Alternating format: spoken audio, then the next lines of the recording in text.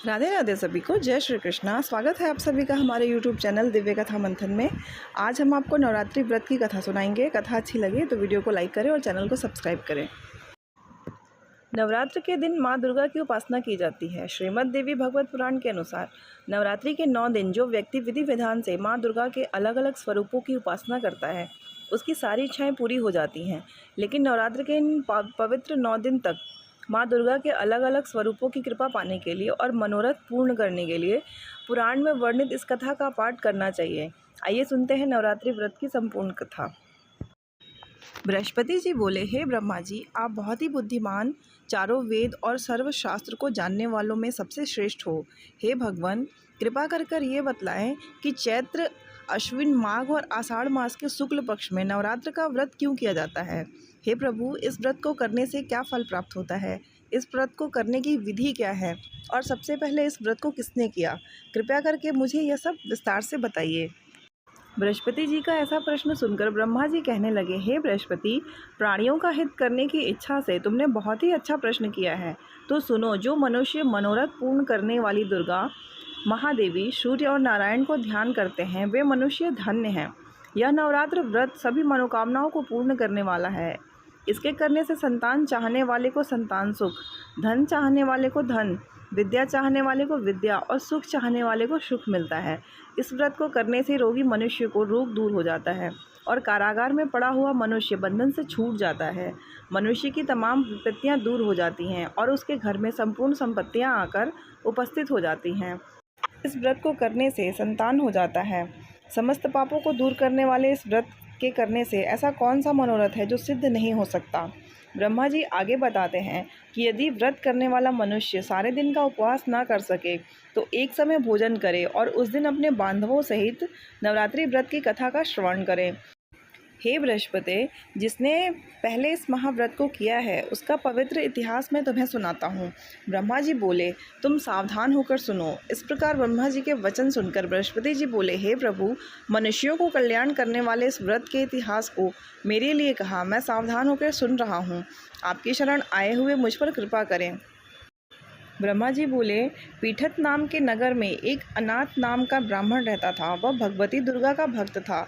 उसके संपूर्ण सद्गुणों से युक्त मानो ब्रह्मा की सबसे पहली रचना हो ऐसी यथार्थ नाम वाली सुमति नाम की एक अत्यंत सुंदर कन्या पैदा हुई। वह कन्या सुमति अपने घर के बालकपन में अपनी सहेलियों के साथ क्रीड़ा करती हुई इस प्रकार बढ़ने लगी जैसे शुक्ल पक्ष में चंद्रमा की कला बढ़ती है। उसका पिता प्रतिदिन दुर्गा की पूजा और होम किया करता था। उस समय वह भी नियम से वहाँ उपस्थित होती थी। एक दिन वह सुमति अपनी सखियों के साथ खेलने लग गई और भगवती के पूजन में उपस्थित नहीं हुई। उसके पिता को पुत्री की ऐसी असावधानी देखकर क्रोध आया और पुत्री से कहने लगा, हे दुष्ट पुत्री, आज प्रभात से तुमने भगवती का पूजन नहीं किया।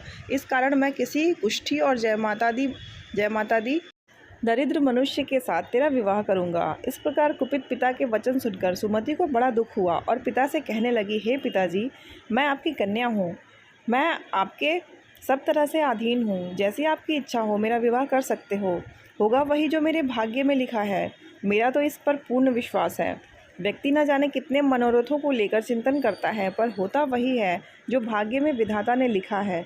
जो जैसा करता है उसको फल भी उसके कर्म के अनुसार ही मिलता है, क्योंकि कर्म करना मनुष्य के अधीन है परंतु फल देना परमात्मा के अधीन है। जैसे अग्नि में पड़े हुए घी उसको अधिक प्रदीप्त कर देते हैं, उसी तरह अपनी कन्या के ऐसे निर्भयता से कहे हुए वचन सुनकर उस ब्राह्मण को बहुत ही ज़्यादा क्रोध आया। तब उसने अपनी कन्या का एक कुष्ठ के साथ विवाह कर दिया और अत्यंत क्रुद्ध होकर पुत्री से कहने लगा कि जाओ जाओ, जल्दी जाओ, अपने कर्म का फल भोगो। देखें केवल भाग्य भरोसे पर रहकर तू क्या करती है। इस प्रकार से कहे हुए पिता के कटु वचनों को सुनकर सुमति बहुत दुखी हुई और अपने मन में विचार करने लगी कि अहो, मेरा बड़ा दुर्भाग्य है जिससे मुझे ऐसा पति मिला। इस तरह अपने दुख का विचार करती हुई वह अपने पति के साथ वन चली गई और भयानक वन में कुशायुक्त उस स्थान पर उन्होंने वह रात बड़े कष्ट से व्यतीत की।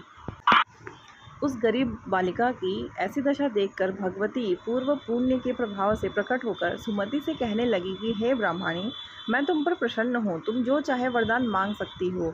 मैं प्रसन्न होने पर मनोवांछित फल देने वाली हूँ। इस प्रकार भगवती दुर्गा का वचन सुनकर ब्राह्मणी कहने लगी कि आप कौन हैं जो मुझ पर प्रसन्न हुई हो। यह सब मेरे लिए कहा और अपनी कृपा दृष्टि से मुझ दासी को कृतार्थ करो। ऐसी ब्रह्माणी का वचन सुनकर देवी कहने लगी कि मैं आदि शक्ति हूँ और मैं ही ब्रह्मा विद्या और सरस्वती हूँ। मैं प्रसन्न होने पर प्राणियों को दुख दूर करती हूँ, उसको सुख प्रदान करती हूँ। हे ब्राह्मणी, मैं तुम पर तेरे पूर्व जन्म के पुण्य के प्रभाव से प्रसन्न हूँ। तुम्हारे पूर्व जन्म का पूरा वृत्तांत सुनाती हूँ, सुनो। तू पूर्व जन्म में निषाद भील की स्त्री थी और अति प्रतिव्रता थी। एक दिन तेरे पति निषाद ने चोरी की। चोरी करने के कारण तुम दोनों को सिपाहियों ने पकड़ लिया और ले जाकर जेल खाने में कैद कर दिया। उन लोगों ने तेरे को और तेरे पति को भोजन भी नहीं दिया। इस प्रकार नवरात्र के दिनों में तुमने ना तो कुछ खाया और ना जल पिया, इसलिए 9 दिन तक नवरात्र का व्रत हो गया। हे ब्राह्मणी, उन दिनों में जो व्रत हुआ उस व्रत के प्रभाव से प्रसन्न होकर तुम्हें मनोवांछित फल दे रही हूँ। तुम्हारी जो इच्छा हो सो मांगो। इस प्रकार दुर्गा के वचन सुनकर ब्राह्मणी बोली कि अगर आप मुझ पर प्रसन्न हैं तो हे दुर्गे, आपको प्रणाम करती हूँ। कृपा करके मेरे पति के कोढ़ को दूर करो। देवी कहने लगी कि उन दिनों में जो तुमने व्रत किया था उस व्रत के एक दिन का पुण्य अपने पति का कोढ़ दूर करने के लिए अर्पण करो। मेरे प्रभाव से तेरा पति कोढ़ से रहित और सोने के समान शरीर वाला हो जाएगा। ब्रह्मा जी बोले। इस प्रकार देवी का वचन सुनकर वह ब्रह्माणी बहुत प्रसन्न हुई और पति को निरोग करने की इच्छा से ठीक है ऐसे बोली। तब तक उसके पति का शरीर भगवती दुर्गा की कृपा से कुष्ठहीन होकर अति कांति युक्त हो गया, जिसकी कांति के सामने चंद्रमा की कांति भी क्षीण हो जाती है। वह ब्राह्मणी पति की मनोहर देह को देखकर देवी को अति पराक्रमी वाली समझकर स्तुति करने लगी कि हे दुर्गे, आप दुर्गत को दूर करने वाली, तीनों जगत का संताप हरने वाली, समस्त दुखों को दूर करने वाली, रोगी मनुष्य को निरोग करने वाली, प्रसन्न होने पर मनोवांछित वस्तु को देने वाली और दुष्ट मनुष्य का नाश करने वाली हो। तुम ही सारे जगत की माता हो और पिता हो। हे अम्बे, मुझ अपराध रहित अबला की मेरे पिता ने कुष्ठ के साथ विवाह कर मुझे घर से निकाल दिया।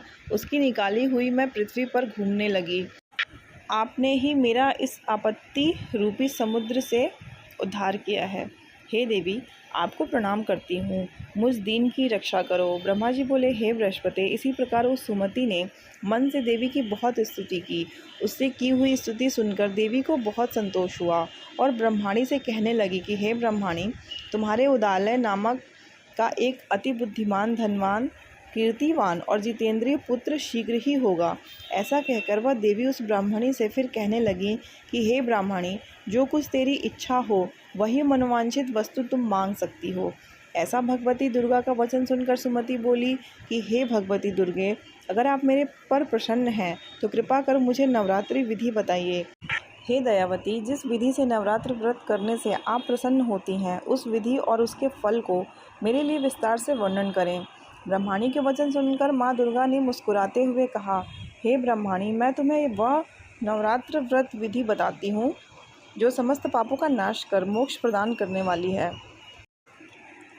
इस व्रत का महात्म्य इतना महान है कि इसे करने मात्र से जीवन के समस्त कष्ट दूर हो जाते हैं। माँ ने आगे बताया, अश्विन मास के शुक्ल पक्ष की प्रतिपदा से 9 दिनों तक पूरे विधि विधान से व्रत करना चाहिए। यदि कोई पूरे दिन का व्रत ना कर पाए तो एक समय भोजन कर सकता है। विधि पूर्वक किसी विद्वान ब्राह्मण से परामर्श लेकर घट स्थापना करें, वाटिका बनाएं और उसे प्रतिदिन जल दें। फिर महाकाली, महालक्ष्मी और महासरस्वती की प्रतिमाएं स्थापित कर नित्य पूजा अर्चना करें और पुष्पों से अर्घ्य अर्पित करें। उन्होंने अर्घ्य का महत्व समझाते हुए कहा, बिजौरा के फूल से रूप, जायफल की कीर्ति, दाख से कार्य सिद्धि, आंवले से सुख और केले से आभूषणों की प्राप्ति होती है।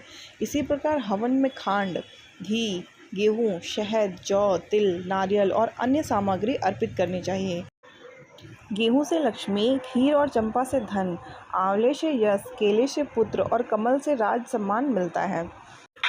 माँ दुर्गा ने समझाया, व्रती को आचार्य को विनम्रता से प्रणाम कर दक्षिणा देनी चाहिए। इस व्रत को जो भी श्रद्धा से करता है उसके सभी मनोरथ पूरे होते हैं।